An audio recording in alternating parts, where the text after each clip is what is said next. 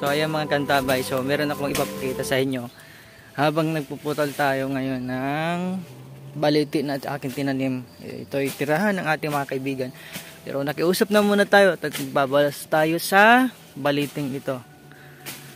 So tinuro sa atin at kunin daw natin upang makatulong din sa ating panggagamot.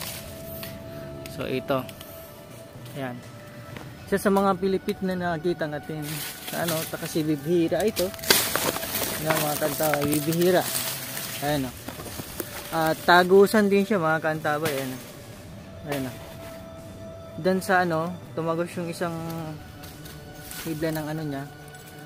So itong isang sayang mga kantabay, naputol na natin na. Isa sa mga pilipit na natin. So ayan, sinisa natin mga kantabay. Ayan. Ayan, yung pilipit na tawag natin na baliti. Tirahan ng mga ganto. So, nag-uusap na muna tayo at magbabawas na muna tayo. Sabay pinatira natin sila dito. Ayan.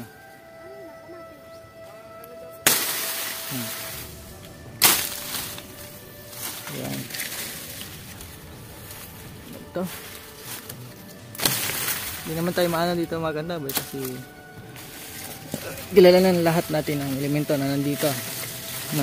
Particularly yung mga nakatira dito sa ito. So ito na. Nakuha na natin. Ayan. Ayan ang kantabay.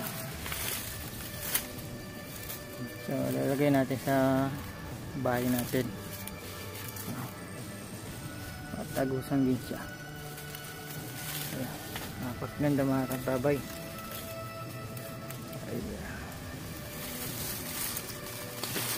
Natin siya.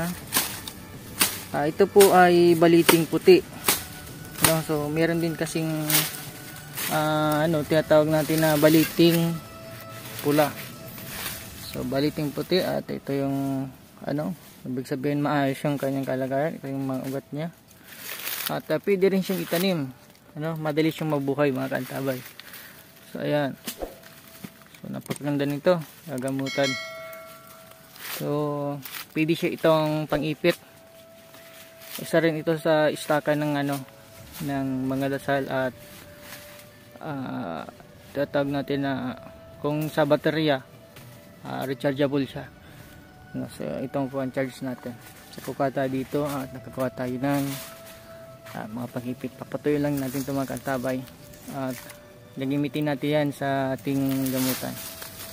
So ayan. So yan po yung nakuha natin at ito yung dugtong niya. Huwag natin putlulin. At ito naman yung iba. Ayan. Baka makakita pa tayo dito. Malaki na kasi ito mga kantabay. Mataas na masyado siya. So ngayon puputulin natin siya. Ayan. Dati maliit lang yung mga kantabay. So ito tayo lagi at lagi kang magdasal. Don't skip ads po at malaking tulong sa ating YouTube channel. Maraming salamat po. At magagamit na natin ulit pilipit na kahoy na tagusan. Ayan. God bless po mga kantabay at ingat tayo lagi.